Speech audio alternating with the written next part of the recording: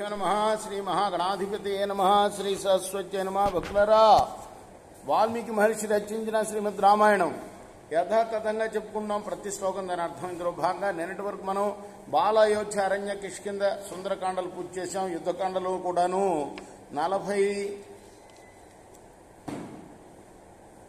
సర్గలు పూర్తి చేసి 47వ సర్గలో 11వ శ్లోకం వరకు చెప్పుకున్నాం. ఈ రోజున 12వ శ్లోకం నుండి కొనసాగిద్దాం. కొనసాగించే ముందు వాల్మీకి మహర్షిని ప్రార్థన చేసుకుందాం. పూజంతన్ రామ రామేతి మధురం మధురాక్షరం ఆరుహ్య కవితా శాఖాం వందే వాల్మీకి కోకిలం.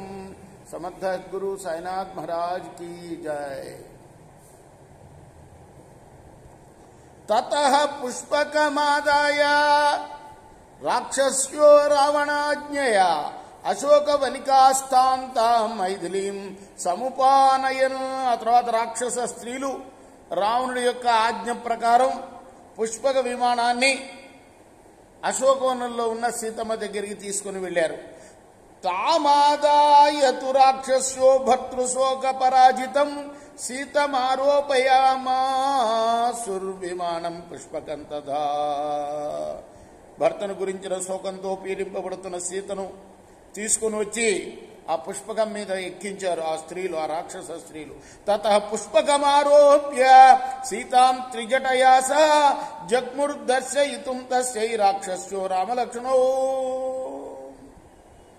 ఆ ఎక్కిన వాళ్లలో సీతతో పాటు త్రిజట కూడా ఉందన్నమాట.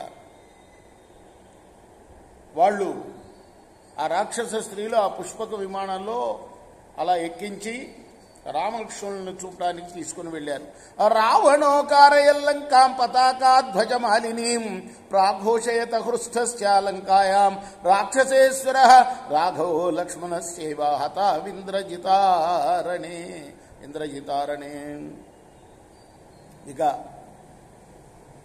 పెద్ద చాటింపు వేయించాడు రావణాసురుడు లంకలో.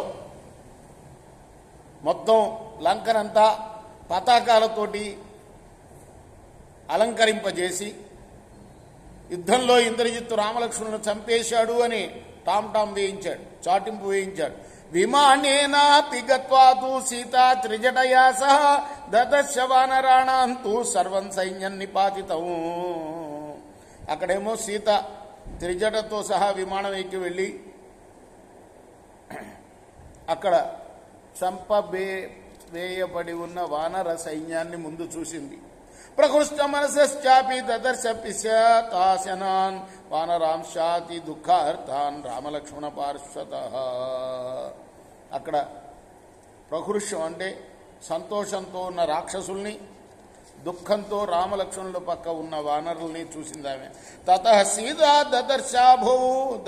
దదర్శోభౌ శయానో శరతల్పగౌ లక్ష్మణం చైవ రామంచ విసంజ్ఞో శరపీడిత విధ్వస్తకవచో వీరో విప్రవిద్ధ శరాసనో సాయకైశ్చిన్న సర్వాంగో శరస్తంభమయాక్షితౌ. ఆ తర్వాత సీతమ్మ శరతల్పం మీద ఏమాత్రం స్పృహ లేకుండా పడి ఉన్న రామలక్ష్మణులిద్దరినీ చూచింది. ఆ వీరుల యొక్క కవచాలన్నీ విరిగిపోయి ఉన్నాయి. ధనస్సులు దూరంగా పడి ఉన్నాయి. వారి శరీరాలు పూర్తిగా బాణాల చేత భేదింపబడినాయి. ఇదివరకే చెప్పుకున్నాం కదా, ఎక్కడ చోటు లేకుండా బాణాలని గుచ్చాడు శరీరం మీద, ఆ రామలక్ష్మణుల శరీరం మీద ఇంద్రజిత్తు. మొత్తం బాణాలనే గడ్డితో నిండి ఉన్నాయట వారి శరీరాలు. తౌ దృష్ట్వా భ్రాతరౌ తత్ర ప్రవీరో పురుషర్షభో శయానో పునరీకాక్షో కుమారా వివ పావకీ శరక తల్పగతో వీరో తదా భూతో నరషభో దుఃఖార్తాకరుణం సీతాన్ శుభృశం విలలాప. అలా శయనించి ఉన్న ఆ మహానుభావుల్ని చూసి అట్టి స్థితిలో ఉన్నందుకు దీనంగా విలపించింది సీతమ్మ.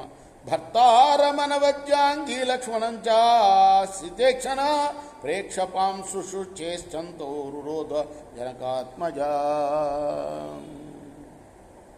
సీతమ్మ అలా పడి ఉన్న భర్తని, లక్ష్మణులను చూచి ఏకధాటిగా విలపించింది. సభాష్పశోకాభిహతా సమీక్ష తౌ భ్రాతరో దేవసుత ప్రభావో వితర్కయంతి నిధరంతయోప దుఃఖాన్విత వాక్యమిదం యదాదా.